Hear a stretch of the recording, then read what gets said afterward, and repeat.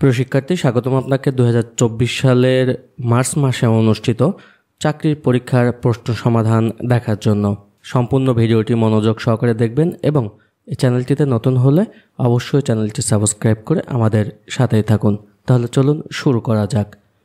এখন রয়েছে বাংলাদেশ পল্লী বিদ্যুতায়ন বোর্ড সহকারী জেনারেল ম্যানেজার অর্থ ও হিসাব বিভাগের পরীক্ষার প্রশ্ন সমাধান। অনুষ্ঠিত হয় পরীক্ষাটি হচ্ছে মার্চ মাসের 9 তারিখ 2024।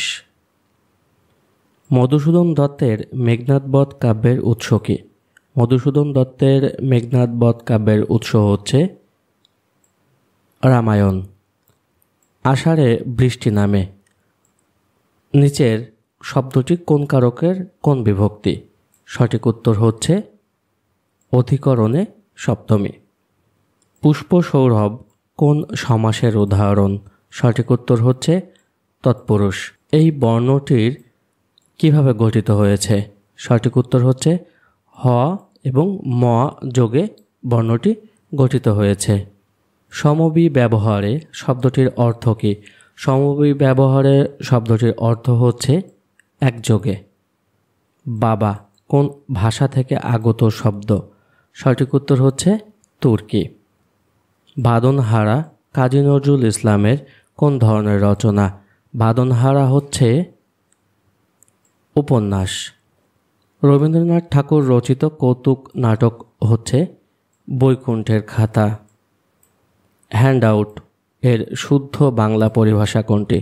হ্যান্ডআউটের শুদ্ধ বাংলা পরিভাষা হচ্ছে জ্ঞাপনপত্র। বেগম রোকেয়া সাকত হোসেন রচিত গ্রন্থ কোনটি? সঠিক উত্তর হচ্ছে পদ্মরাগ। জীবনানন্দ দাশকে নির্জনতম কবি বলে আখ্যায়িত করেন কে? সঠিক উত্তর হচ্ছে বুদ্ধদেব বসু। সাধু ও চলিত ভাষার মূল পার্থক্য কোন পদে বেশি দেখা যায়? সঠিক উত্তর হচ্ছে ক্রিয়া ও সর্বনাম পদে। এখন রয়েছে বেসামরিক বিমান চলাচল কর্তৃপক্ষের নিরাপত্তা অপারেটর পদের পরীক্ষার প্রশ্ন সমাধান। পরীক্ষাটি অনুষ্ঠিত হয় মার্চের 23 তারিখে।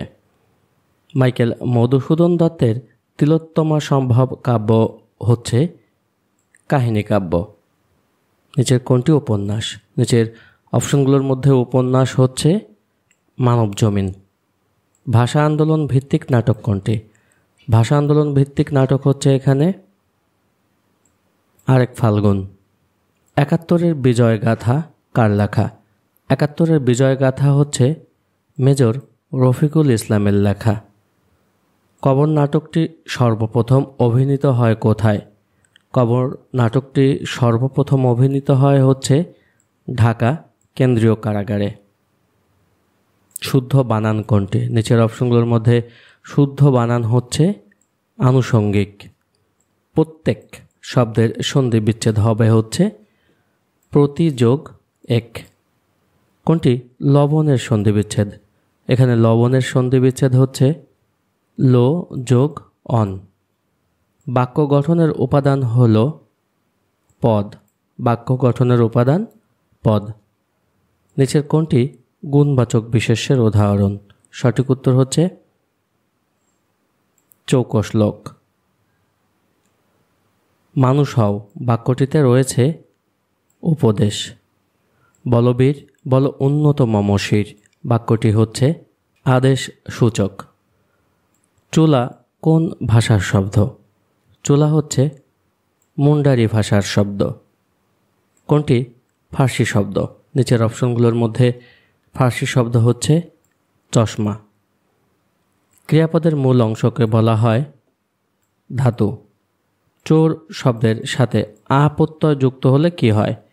সঠিক উত্তর হচ্ছে অবজ্ঞা। সে কোন পুরুষ? সে হচ্ছে নাম পুরুষ। ষোলকলা অর্থ কী? ষোলকলা অর্থ হচ্ছে সম্পূর্ণ। ফৌজদারি শব্দের বাংলা পরিভাষা কোনটি? সঠিক উত্তর হচ্ছে জালিয়াতি। নৈসর্গিক এর বিপরীত শব্দ কী? নৈসর্গিকের বিপরীত শব্দ হচ্ছে কৃত্রিম। প্রাথমিক বিদ্যালয়ের সহকারী শিক্ষক নিয়োগ পরীক্ষার প্রশ্ন সমাধান তৃতীয় ধাপের বাংলা অংশ। পরীক্ষাটি অনুষ্ঠিত হয় 29 মার্চ 2024 সালে। বাংলা ভাষার প্রাচীন যুগের সময়কাল কোনটি? বাংলা ভাষার প্রাচীন যুগের সময়কাল হচ্ছে 650 থেকে 1200। কাদো নদী কাদো এর রচয়িতা কে? কাদো নদী কাদো এর রচয়িতা হচ্ছে সৈয়দ ওয়ালিউল্লাহ। উদ্ধৃতিটি কার? সঠিক উত্তর হচ্ছে সুভাষ মুখোপাধ্যায়ের। বিবর শব্দের অর্থ কী? বিবর শব্দের অর্থ হচ্ছে গহ্বর। ফ্রোজারি শব্দের বাংলা পরিভাষা কী? সঠিক উত্তর হচ্ছে জালিয়াতি। জটিল বাক্যের অন্তর্গত প্রত্যেক খণ্ড বাক্যের পর বসে হচ্ছে কমা। বাংলাদেশ কবিতাটি কার লেখা?